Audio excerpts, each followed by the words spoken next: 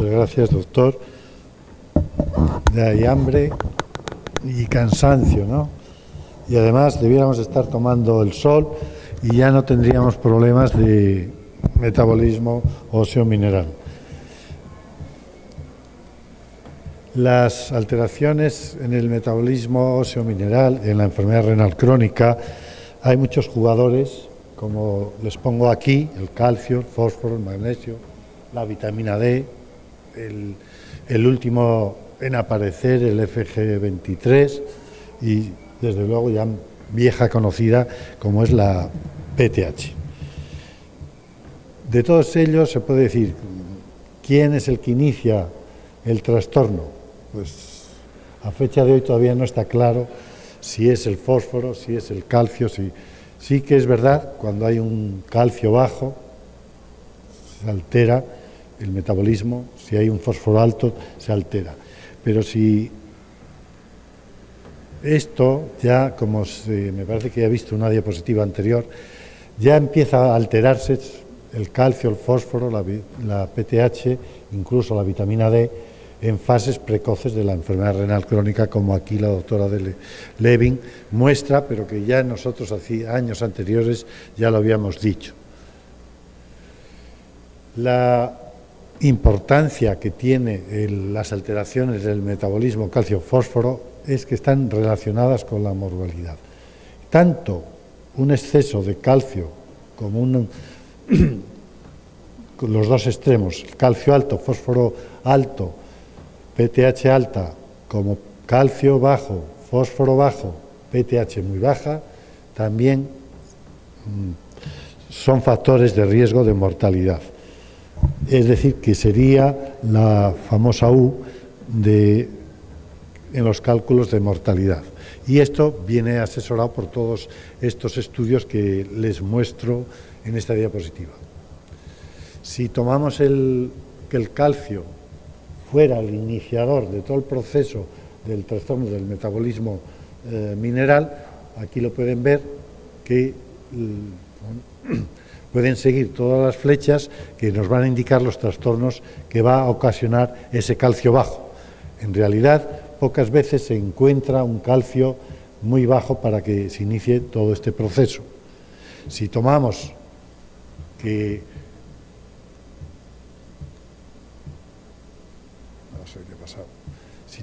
en esta diapositiva lo que quiere reflejar es que si tomamos que el calcitriol es el que está disminuido, también se van a provocar todas las alteraciones que más o menos pueden ver en la diapositiva.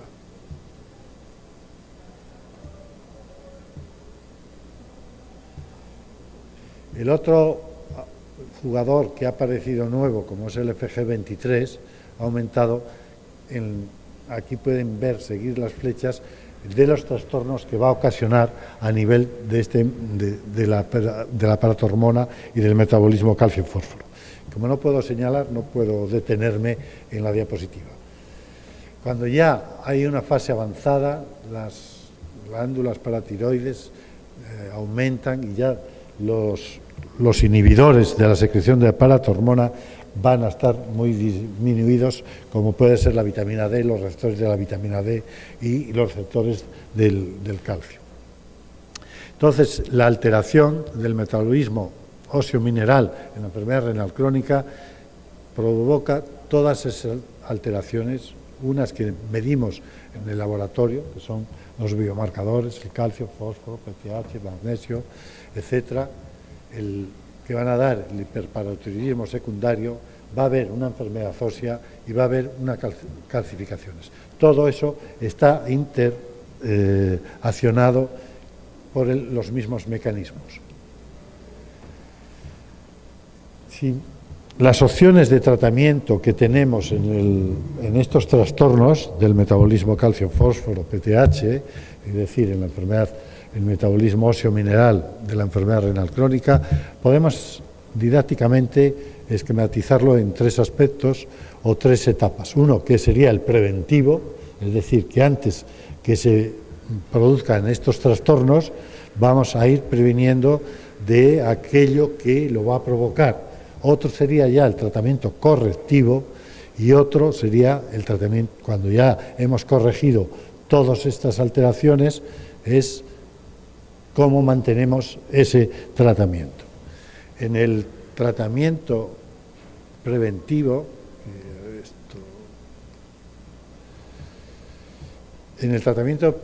preventivo, debemos actuar en varios aspectos. Uno es la limitación de la ingesta de proteínas, por aquello de que cada gramo de proteínas más o menos va a proporcionar 12 miligramos de fósforo, dependiendo, como se ha dicho ya por la doctora, el tipo de proteínas que estemos ingiriendo.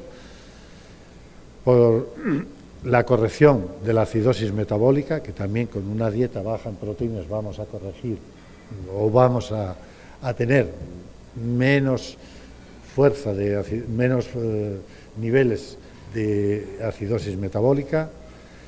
Debemos de corregir las alteraciones de calcio, si hubiera una hipocalcemia, debiéramos de dar posiblemente añadir calcio, o trastornos del magnesio, si hubiera una hipomagnesemia, corregirla, y si hubiera ya en estas fases del tratamiento preventivo, corregir el fósforo antes ya de que tengamos disparada la paratormona.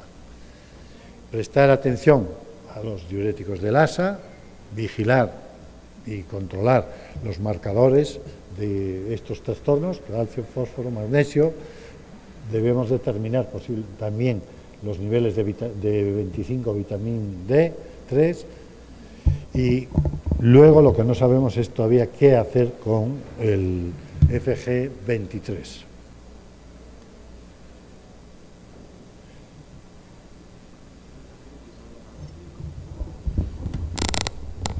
¿Perdón? ¿Qué pasaba? En una encuesta que se hizo a los nefrólogos en una reunión del Congreso Europeo, se preguntaba a ver dirigido por el doctor Pablo Ureña, cuáles serían los niveles ya que considerábamos adecuados de la 25 vitamina D. Pues en general la mayoría el 45% vinieron a contestar que ya serían patológicos por debajo del 15 y considerados ciertamente normales por encima de 15. En el tratamiento correctivo debemos mantener las medidas de prevención, normalizar los niveles de fósforo de 3,5 a 5,5 miligramos de decilitro, usar vitamina D. ¿Cuál de ellas? La provitamina, el calcitriol, el paricalcitol, pues según las posibilidades, diríamos, económicas. Y también tenemos el otra, que sería el uso del cinacalcet. Y también seguir vigilando los biomarcadores para ver si persisten estos trastornos. La paratiroidectomía es otro tratamiento también a nuestro alcance, pero que cada día, al disponer del cinacalcet, va a disminuir la indicación de paratiroidectomía. Las dosis de vitamina D recomendables, aquí les expongo. No sé.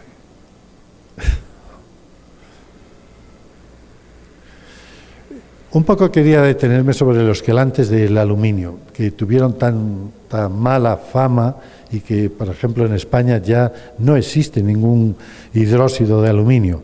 Y desde luego, yo que lo usé durante mucho tiempo, es el quelante más barato y el más efectivo.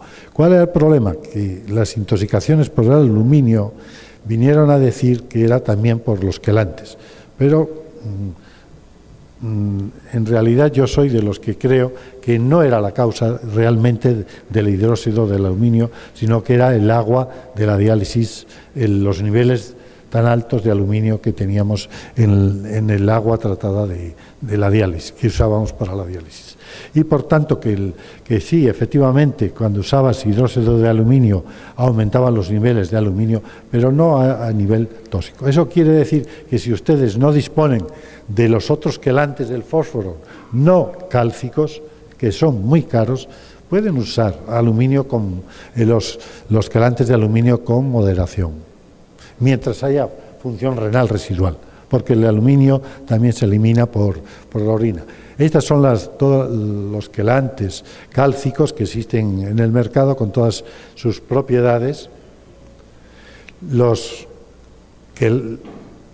quelantes también sin calcio, como el sevelamer, como el carbonato de lantano.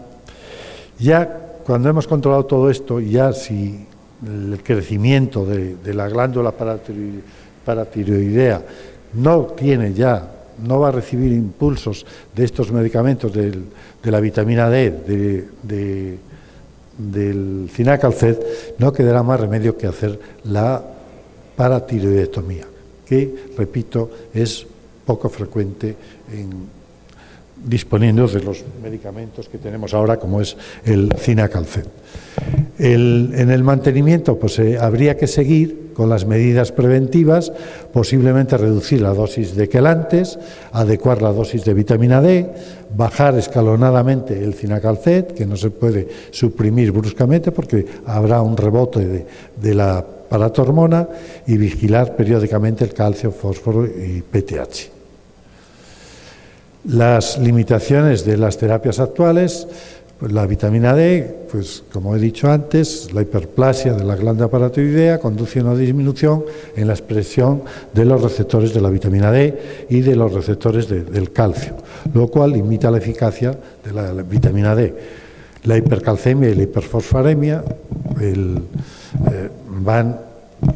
es otro de los efectos colaterales del tratamiento de la vitamina D, y derivado de aquí el riesgo de calcificación vascular.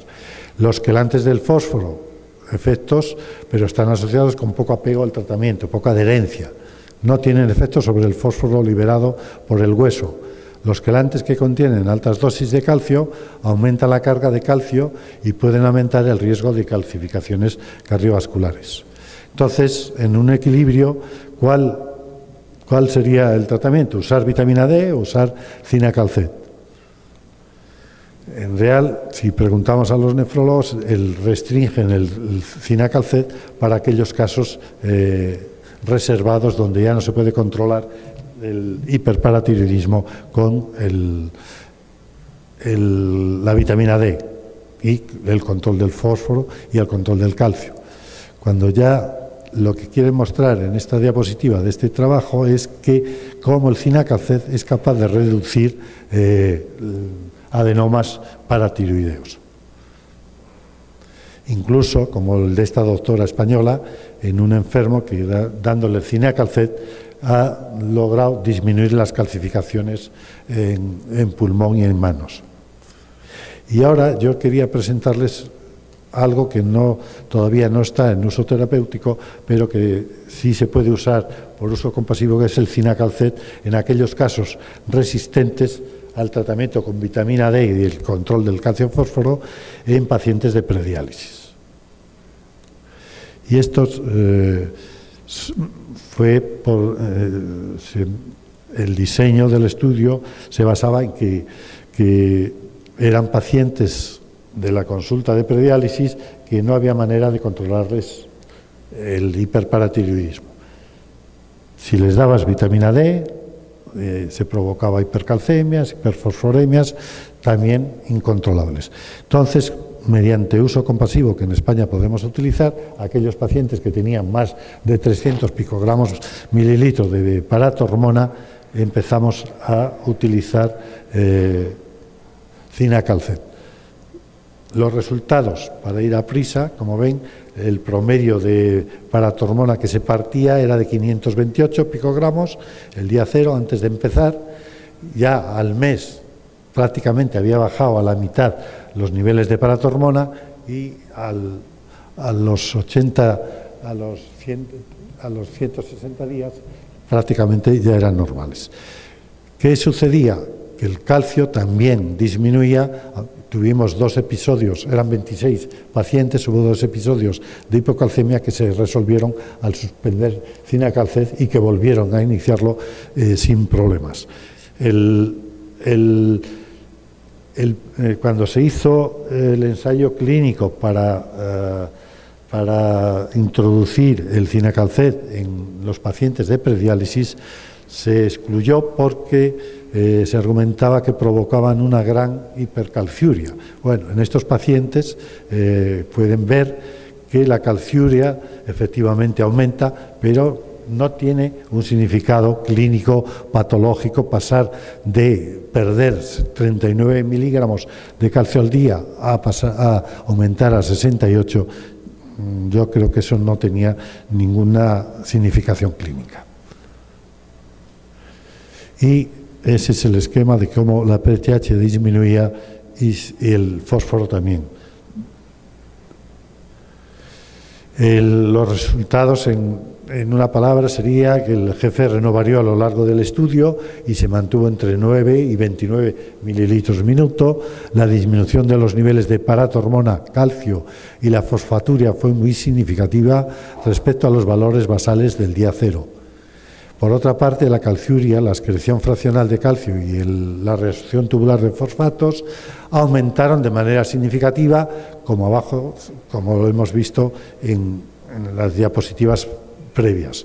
El promedio de sales de calcio fue de 700 miligramos en el día cero y aumentó a lo largo del estudio hasta un promedio de 950 miligramos en el día 180. Las necesidades de carbonato de lantano también aumentaron.